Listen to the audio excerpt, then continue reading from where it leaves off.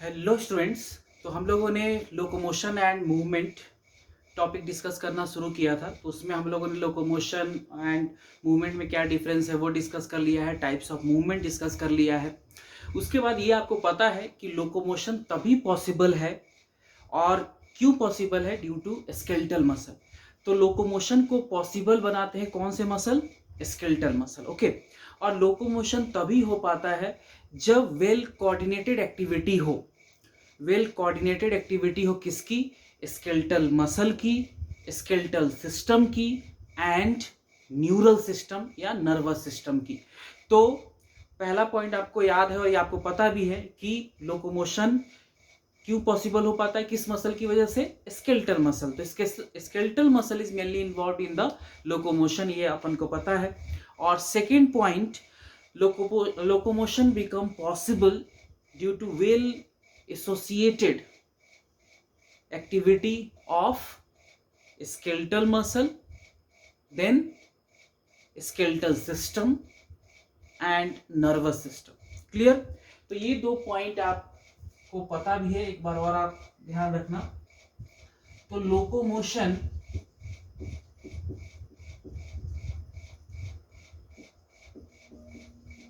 become possible due to skeletal muscle। तो skeletal muscle mainly involve होते हैं। Second,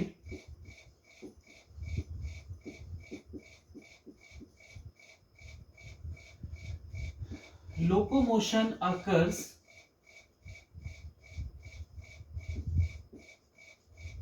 due to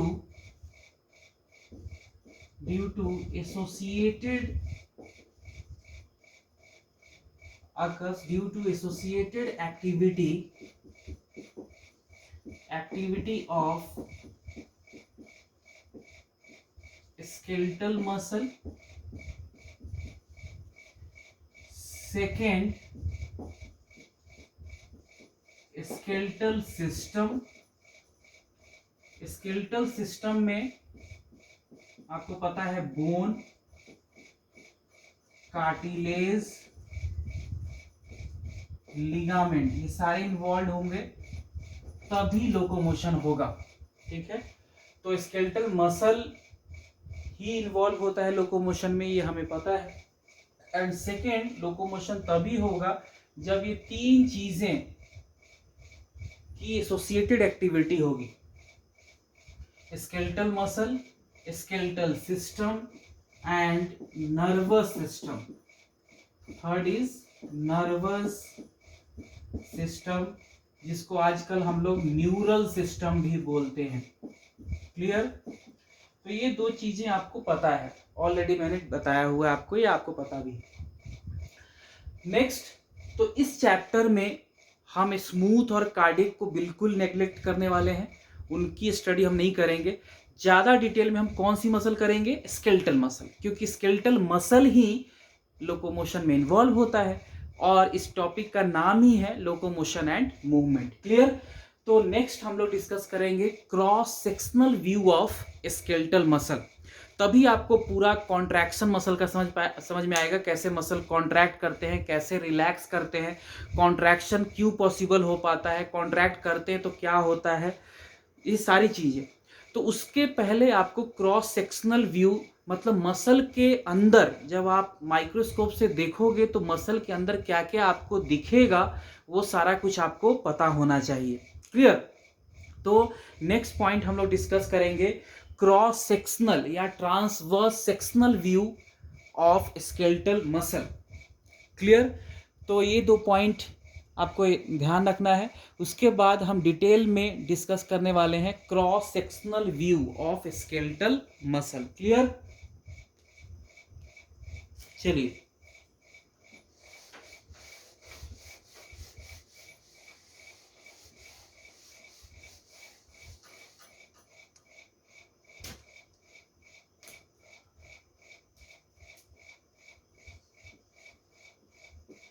next is cross sectional view और TS that is transverse section, दोनों एक ही चीजें होती हैं।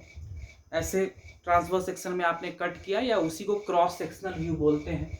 क्रॉस सेक्शनल व्यू और transverse section of skeletal muscle, मतलब आम आदमी की भाषा में ऐसा समझो कि अगर आप स्केलेटल मसल को माइक्रोस्कोप के अंडर में देखोगे, माइक्रोस्कोप के नीचे, माइक्रोस्कोप में देखोगे तो आपको क्या क्या दिखेगा एक स्केलेटल मसल के अंदर, तो उसी की स्टडी हम लोग करने वाले हैं, ठीक है ना। तभी आपको समझ में आएगा कैसे कॉन्ट्रैक्शन होता है, कैसे सारी चीजें होती हैं। तो स्केलेटल मसल आपको पता है सिलिंड्रिकल है, एक लंबा है स्ट्रक्चर है, सिलिंड्रिकल, सिलेंडर जैसा एक स्ट्रक्चर है। और जब आप कोई भी सिलिंड्रिकल, जैसे खीरा है सिलिंड्रिकल, उसको आप कट करते हो तो सर्कुलर स्लाइसेस मिलते हैं आपको। सेम वैसे ही अगर आप स्केलेटल मसल को कट करोगे ट्रांसवर्स सेक्शन में तो आपको वो सर्कुलर दिखेगा। तो इस तरह का ये हो गया मसल, इस तरह से ये सर्कुलर दिखेगा आपको, कौन, ट्रांसवर्स सेक्शन में स्केलेटल मसल। क्लियर। अब इस स्केलेटल मसल है ये, तो ये पूरा बच्चों कंप्लीट होल स्केलेटल मसल है। क्लियर। अब इस स्केलेटल मसल में आपको बहुत सारे मसल बंडल्स मिलेंगे, बहुत सारे इस तरह के मसल बंडल्स मिलेंगे। क्लियर। तो दीज आर, ये कंप्लीट मसल हो गया स्केलेटल मसल। इसके अंदर जो स्ट्रक्चर्स हैं इनको क्या बोलते हैं, इनको बोलते हैं हम muscle bundles. These are muscle bundles, या इसी को बोलते हैं फैसिकल्स, फैसिकल्स या फैसिकुलाई, तीनों टर्म यूज होते हैं, मसल बंडल्स, फैसिकल्स या फैसिकुलाई, तीनों टर्म यूज हो सकते हैं। ठीक है। तो ये पूरा एक मसल है स्केलेटल मसल, उसके अंदर ये सारे मसल बंडल्स हैं, जो भी राउंडेड स्ट्रक्चर्स मैंने बनाए बच्चों, दीज आर मसल बंडल्स। और पूरा जो स्केलेटल मसल है उसको एक कवरिंग कवर करती है, एक डेंस कनेक्टिव टिश्यू की कवरिंग है, डेंस कनेक्टिव टिश्यू की, दैट इज कॉल्ड इपीमाइसियम। तो इपीमाइसियम क्या है, पूरी कवरिंग है। पहले आप समझ लो, मैं फिर सारे पॉइंट्स आपको लिखवा दूंगा। तो इपीमाइसियम क्या है, it is a dense connective tissue covering, dense connective tissue का बना है, मतलब कोलेजन फाइबर होते हैं यहाँ, और उसकी ये लेयर है दैट कवर्स द होल और कंप्लीट स्केलेटल मसल। तो कंप्लीट स्केलेटल मसल को जो डेंस कनेक्टिव टिश्यू की कवरिंग है उसी को बोलते हैं इपीमाइसियम। उसके बाद इस स्केलेटल मसल के अंदर बहुत सारे इसको मसल बंडल लिखना था मेरे को, मसल बंडल्स हैं, या इन्हीं को बोलते हैं फैसिकल्स या फैसिकुलाई। मैं देख लेता हूं आपको दिख रहा है, फैसिकुलाई, मसल बंडल्स, फैसिकल्स या फैसिकुलाई। क्लियर। ये सारे प्लूरल वर्ड है।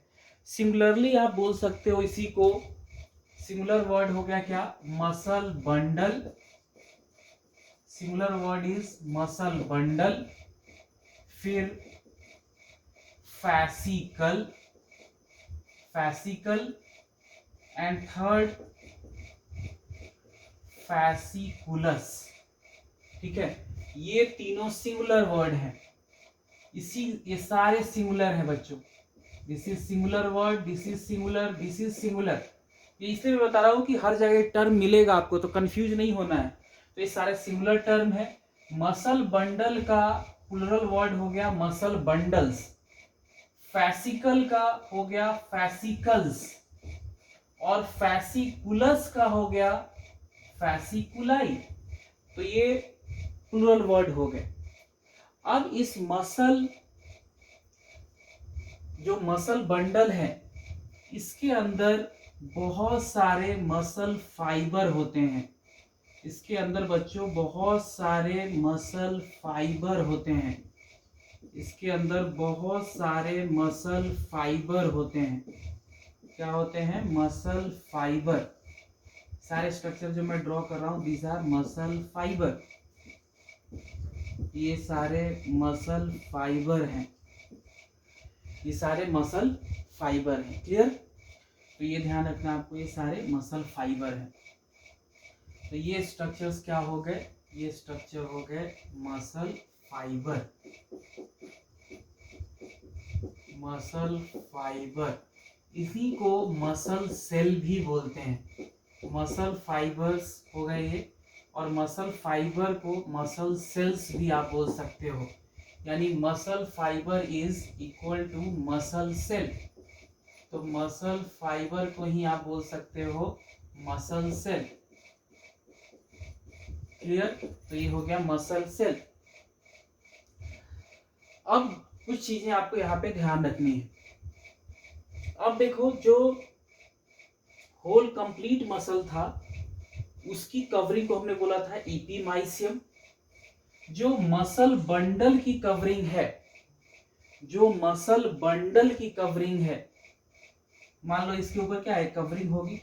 तो मसल बंडल के ऊपर जो मान लो इस तरह से, मान लो ब्लैक कवरिंग है इस तरह से, मसल बंडल के ऊपर जो कवरिंग है दैट इज कॉल्ड पेरीमाइसियम। इसी को बोलते हैं पेरीमाइसियम। मसल बंडल के ऊपर जो कवरिंग है उसी को बोलते हैं पेरीमाइसियम। और जो मसल फाइबर है उसके ऊपर जो कवरिंग है, मसल फाइबर के ऊपर जो कवरिंग है, इसको बोलते हैं अपन, मसल फाइबर के ऊपर जो कवरिंग है उसको बोलते हैं हम लोग इंडोमाइसियम। इंडोमाइसियम। ये टर्म सारे आपको कंफ्यूजिंग लगेंगे। तो ये सारी डेंस कनेक्टिव टिश्यू की कवरिंग है। ठीक है, एक बार मैं और आपको रिवाइज करा दूं। ये देखो पूरा कंप्लीट स्केलेटल मसल। क्लियर? इसके अंदर ये जो 5 मैंने गोले बनाए सर्कुलर स्ट्रक्चर, इनको बोलते हैं अपन मसल बंडल्स। तो एक स्केलेटल मसल के अंदर बहुत सारे मसल बंडल होते हैं, नंबर ऑफ मसल बंडल्स होते हैं। इन्हीं को फैसिकल्स या फैसिकुलाई बोलते हैं। फैसिकल्स एक वही नाम, दूसरा ये बोल सकते हो, तीसरा ये बोल सकते हो इनको। अब ठीक है, ये समझ में आया आपको?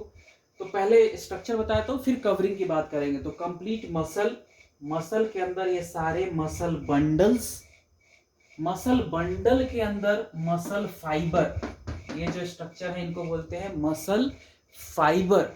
और मसल फाइबर के अंदर भी, मसल फाइबर को ही आप मसल सेल बोल सकते हो। और मसल फाइबर के अंदर parallelly arranged filament like structures होते हैं। मसल फाइबर के अंदर ही ये जो डॉट डॉट स्ट्रक्चर मैं ड्रॉ कर रहा हूं बच्चों, मसल फाइबर के अंदर ही जो ये डॉट डॉट स्ट्रक्चर्स हैं, मसल फाइबर के अंदर ही ये जो सारे डॉट डॉट स्ट्रक्चर है, मसल फाइबर के अंदर ही ये सारे डॉट डॉट स्ट्रक्चर है, इन्हीं को बोलते हैं मायोफिब्रिल। मायोफिब्रिल, समझ रहे हो? तो ये जो डॉट डॉट जितने स्ट्रक्चर आपको दिख रहे हैं ये इतने छोटे होते नहीं हैं। ठीक है ना? ये इतने छोटे हैं नहीं, इसको मैं बड़ा करके बनाऊंगा, दिखाऊंगा आपको। These are myofibrils. तो सबसे बाहर एक पूरा स्केलेटल मसल, में बार बार इसलिए बता रहा हूं क्योंकि समझ में नहीं आता है, तो ध्यान से समझना। ये पूरा स्केलेटल मसल, स्केलेटल मसल के अंदर ये सारे मसल बंडल्स, मसल बंडल्स के अंदर बहुत सारे मसल फाइबर, और मसल फाइबर के अंदर parallelly arranged filament like structure called as myofibrils होती है। समझ में आ रहा है? मायोफिब्रिल्स। क्लियर? ये समझ में आया आपको? उसके बाद कवरिंग की बात करें तो सारी डेंस कनेक्टिव टिश्यू की कवरिंग है ईपीमाइसियम पूरे स्केलेटल मसल को जो डेंस कनेक्टिव टिश्यू कवर कर रहा है उसको बोला ईपीमाइसियम। जो मसल बंडल के ऊपर कवरिंग है डेंस कनेक्टिव टिश्यू की उसको बोला पेरीमाइसियम। और पेरीमाइसियम और जो मसल फाइबर के ऊपर जो कवरिंग है, मसल फाइबर के ऊपर जो कवरिंग है डेंस कनेक्टिव टिश्यू की, ये उसको बोलते हैं इंडोमाइसियम। उसको क्या बोलते हैं? उसको बोलते हैं इंडोमाइसियम। क्लियर? तो उसको बोलते हैं अपन इंडोमाइसियम। तो ये ध्यान रखना आपको, ठीक है ना। ये सारी डेंस कनेक्टिव टिश्यू की कवरिंग है, कोलेजन फाइबर की बनी हुई है कवरिंग है। प्लस यहाँ पे ध्यान रखना आप, यहाँ पे जो ये मसल बंडल्स हैं ये आपस में कनेक्टेड होते हैं, ये आपस में इस तरह से कनेक्टेड होंगे। थोड़ा सा दूर मैंने बना दिया आपको समझाने के लिए, इतना दूर रहता नहीं है ये, ठीक है ना। इस तरह से आपस में ये कनेक्टेड होते हैं, आपस में कनेक्टेड रहते हैं। एक fibrous connective tissue, collagenous fibrous connective tissue से, दैट इज कॉल्ड फेशिया। तो ये आपस में इस तरह से फेशिया से कनेक्टेड होते हैं, दैट इज फेशिया। इसको बोलते हैं बच्चों फेशिया। तो fascia is collagenous, collagen fibre का बना हुआ है, collagen fibrous connective tissue that connect the muscle bundles is called as fascia. तो इसी को बोलते हैं अपन फेशिया। क्लियर? अब सारे टर्म आपको लिखना है। एक चीज और याद रखना, ये जो छोटा सा डॉट डॉट जो स्ट्रक्चर है, इसी को अगर आप बड़ा करके बनाएंगे, अगर मैं आगे बनाऊंगा तो कंफ्यूज मत होना, ये इस तरह का बड़ा सा स्ट्रक्चर बनेगा बच्चों।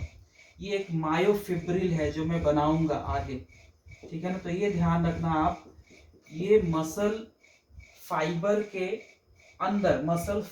के अंदर प्रेजेंट होते हैं मायोफिब्रिल। तो एक मायोफिब्रिल्स बहुत सारे हैं, जो डॉट डॉट सारे मायोफिब्रिल्स हैं। और मायोफिब्रिल का ही एक स्ट्रक्चर बड़ा सा बनेगा इस तरह का। ये छोटा सा डॉट नहीं है, इसको अगर बड़ा करके देखोगे तो इस तरह का एक स्ट्रक्चर दिखेगा ये। तो ये मैं ड्रॉ करूंगा। क्लियर? इससे पहले कुछ टर्म्स हैं जो आपको लिखना है, वो ये डायग्राम जरूर आप प्रैक्टिस करना, इसको आप ड्रॉ कर लेना। ऐसे लगता है ये आसान लेकिन है टफ सा, तो इसको आपको ड्रॉ करना है, प्रैक्टिस करना है। तो ये जो छोटा सा डॉट मसल फाइबर के अंदर है उसी को बड़ा करके ये मायोफिब्रिल है, यानी मसल फाइबर के अंदर बहुत सारे पैरेलली अरेंज्ड फिलामेंट जैसे स्ट्रक्चर हैं जिनको मायोफिब्रिल बोला। और इसी डॉट को अगर आप बड़ा करके ड्रॉ करेंगे तो आपको एक बड़ा सा स्ट्रक्चर, ये जो मायोफिब्रिल मैंने यहाँ पे ड्रॉ किया है, इस तरह का दिखेगा। आगे हम लोग डिस्कस करेंगे, ये बड़ा सा स्ट्रक्चर दिखेगा आपको, ये भी मैं ड्रॉ करूंगा। क्लियर? तो कुछ टर्म है, इसको मैं रब करता हूँ इस डायग्राम को, कुछ टर्म है जो आप नोट कर लो। Clear?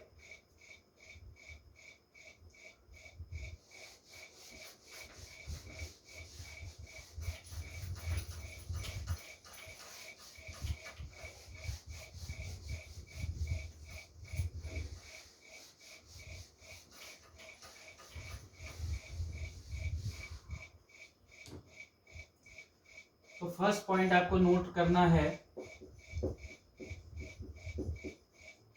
skeletal muscle consist of number of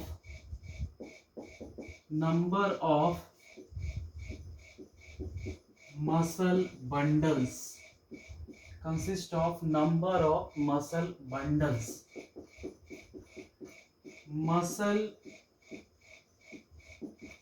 muscle bundle consist of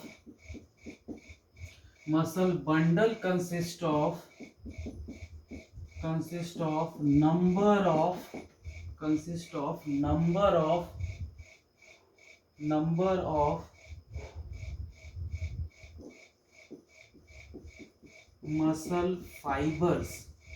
muscle fibre, consist of number of muscle fibre, या कह सकते हो large number of muscle fibre. तो muscle bundle consist of number of muscle fibres, और you can say large number of muscle fibres. Muscle fiber is also known as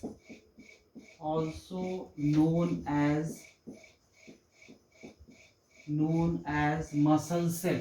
इसलिए मैं बता रहा हूँ बार बार और पूरा लिख रहा हूँ क्योंकि आपको समझ में आए। बहुत थोड़ा सा टफ होता है बच्चों को समझना। तो muscle fibre is also known as muscle cell. तो मसल फाइबर को ही मसल सेल बोलते हैं। Then muscle fibre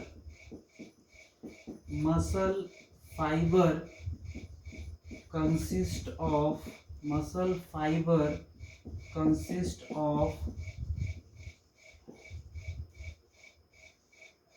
parallelly arranged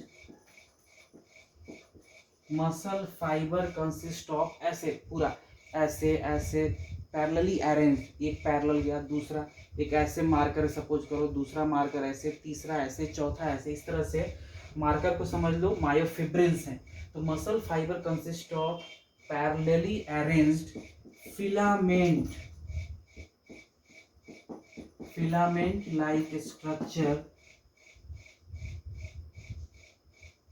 consist of parallelly arranged filament like structure called as myofibrils।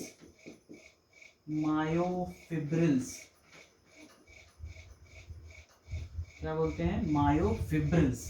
तो मायोफिब्रिल्स क्या है? पैरेलली अरेंज्ड, जैसे ये है, फिर ऐसे एक मार्कर आ गया, तीसरा मार्कर ऊपर से आ गया, तो इस तरह से एक दूसरे क्या ये पैरेलल जा रहा है, ये यहाँ पैरेलल, ऐसे पैरेलल। तो पैरेलली अरेंज्ड मसल फाइबर में बहुत सारे parallelly arranged filament like structures होते हैं, जिनको क्या बोलते हैं? मायोफिब्रिल्स। क्या बोलते हैं? मायोफिब्रिल्स। तो ये आपको समझ में आ गया। एक बार डायग्राम देखना और इन सबको बार बार कोरिलेट करने की कोशिश करना, तब आपको समझ में आएगा। मतलब ये जो एक मसल फाइबर है, इसके अंदर यहाँ ऐसे बोर्ड में समझो पैरेलल ऐसे जा रहा है, फिर दूसरा ऐसे पैरेलल, तीसरा पैरेलल, चौथा पैरेलल, इस तरह से अरेंजमेंट है। मान लो एक मायोफिब्रिल ऐसे है, ये पूरा मान लो मसल फाइबर है, तो मसल फाइबर के अंदर एक पैरेलली ये मायोफिब्रिल हो गया, दूसरा ऐसे अरेंज है, तीसरा ऐसे है, चौथा इसके पैरेलल, पांचवा इसके पैरेलल। तो इस तरह से ये मार्कर जैसे फिलामेंट जैसे, डॉट नहीं है, ये फिलामेंट जैसे स्ट्रक्चर है, जिनको हम मायोफिब्रिल्स बोलते हैं। क्लियर? तो ये हो गए मायोफिब्रिल्स। तो ये याद रखना है आपको। तो यही जो मैंने मसल फाइबर है, मान लो ये मसल फाइबर है, और इसके अंदर जो मैंने डॉट डॉट स्ट्रक्चर आपको दिख रहा है, these dots are myofibrils।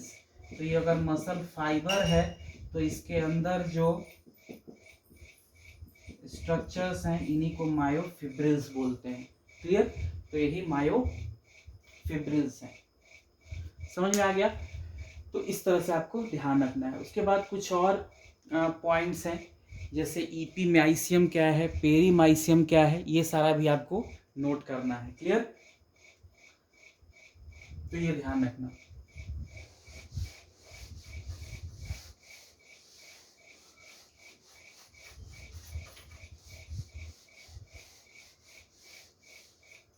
उसके बाद ईपीमाइसियम क्या है, ये याद रखना है आपको। ईपीमाइसियम क्या है?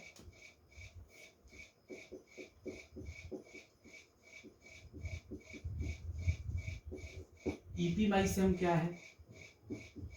It is dense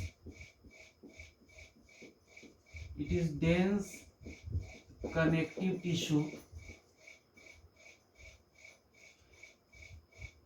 It is a dense connective tissue layer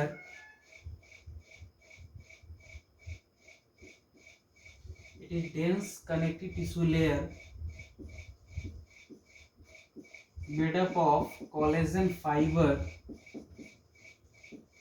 covers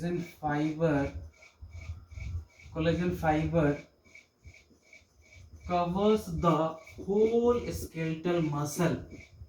whole skeletal muscle, it is the dense connective tissue layer made up of collagen fibers, covers the whole skeletal muscle. तो whole skeletal muscle को ये cover करता है, इपीमाइसियम। उसके बाद perimysium, it is also dense connective tissue layer, it is dense connective tissue, CT यानी connective tissue layer that covers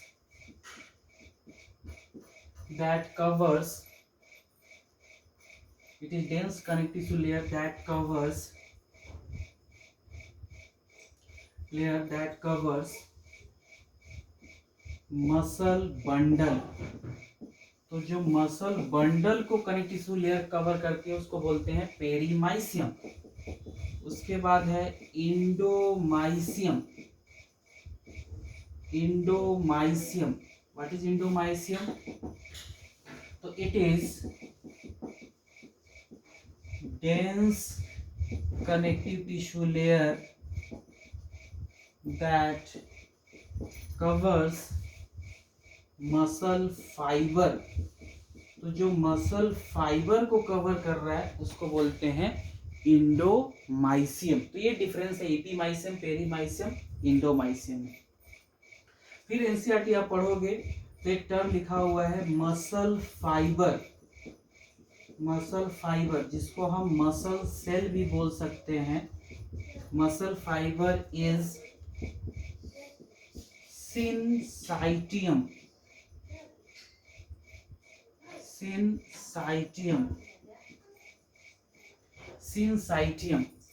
सिनसाइटियम का मतलब होता है its cytoplasm is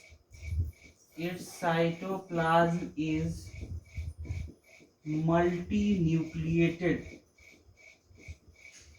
its cytoplasm is multinucleated।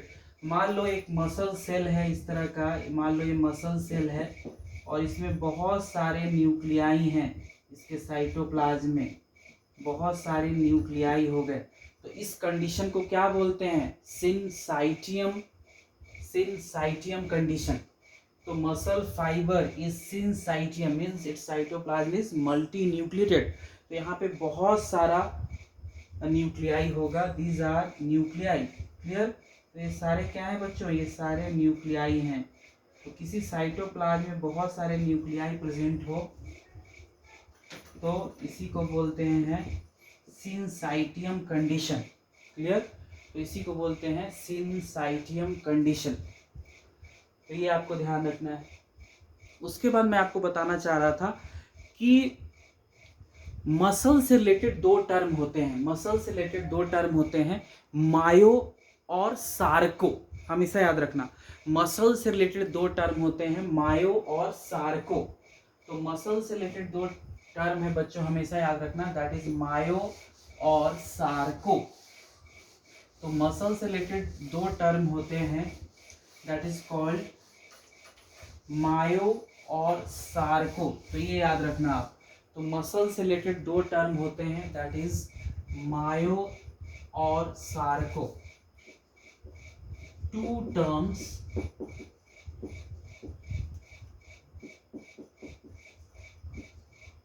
Mayo